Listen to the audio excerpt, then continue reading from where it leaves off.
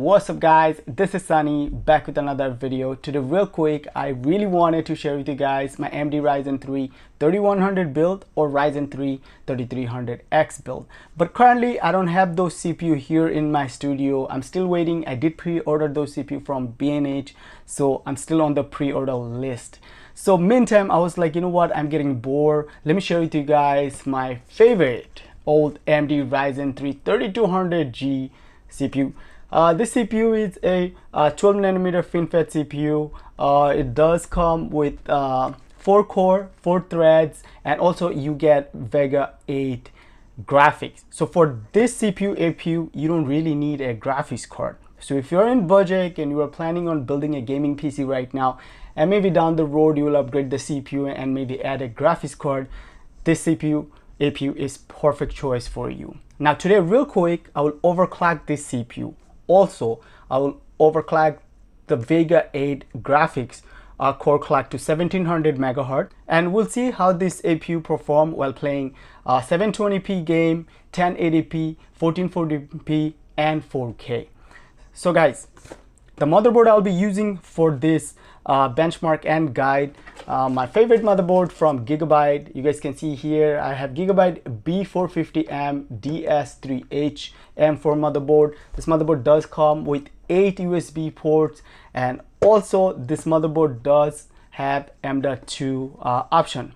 Now you can pick up this motherboard for $72 from Amazon, and this motherboard is always available, so definitely check out. Now currently AMD Ryzen 3 3200G going for $89. Now you guys might be thinking why I'm recommending you this APU CPU right now. The reason I'm recommending you this CPU right now, this CPU is perfect for someone who's maybe moving from console or who's maybe trying to get into PC gaming and not willing to spend a lot of money. Now if you do buy this motherboard, this B450 motherboard, you can always upgrade the CPU, maybe go with the Ryzen 5 3600 CPU or Ryzen 7 3800X CPU, or even all the way up to Ryzen 9 3900 CPU. So your option is unlimited. That's the reason I'm recommending you this motherboard, and you can start off with this CPU if you want. And if you're planning on playing 720p, then you don't even need to overclock this CPU or the CPU graphics, so don't worry. But today let's just have some fun and let's just jump in and do some overclocking. Now before that, I want to show you the cooler and the RAM.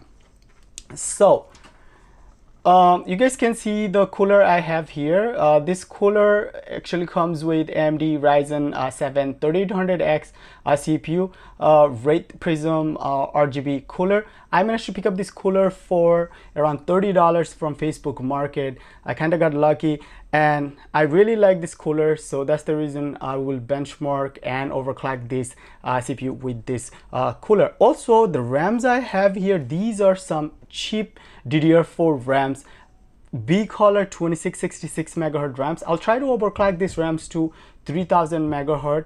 I highly recommend you guys, if you guys are planning on building a APU build, go with higher megahertz RAMs and also dual channel. Because if you do go with higher megahertz RAMs, your gaming performance will be a lot better compared to lower megahertz RAMs. So just keep that in mind. Guys, let's not waste any more time and let's just jump in.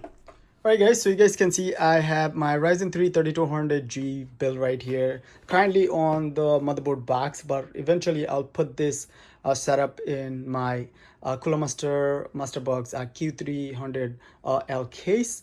And currently, let me just give you guys quick setup rundown. So I have AMD Wraith Prism RGB cooler, and the motherboard I have here, Gigabyte B450M DS3H M8X M4 motherboard. And the power supply I have here, EBJ 500 VR, that's a 500 watt 80 plus bronze power supply. Using my SanDisk Ultra 2 SSD, and I got some cheap RAMs right here. These are V-Color 2666 MHz RAMs. I picked up both of these RAMs for around like $55. So these are 2666. I'll see if I can overclock these RAMs to maybe 3000 or 3200. So first thing what we need to do, basically get in the motherboard BIOS by pressing this delete button again when your system is restarting, and then you will be presented with the first screen here.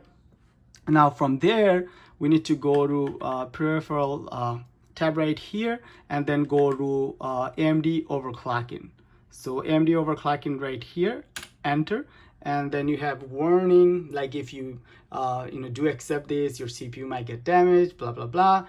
You can just enter accept, and then you guys can see here manual CPU overclocking. So enter, and now we'll first overclock the CPU 4025. Okay, so we managed to overclock the CPU to 40.25 gigahertz. Okay, it's not 4.2 gigahertz, it's 40.25 gigahertz. All right.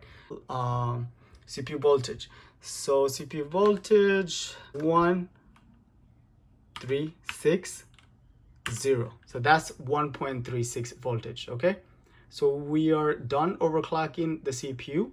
Now let's go back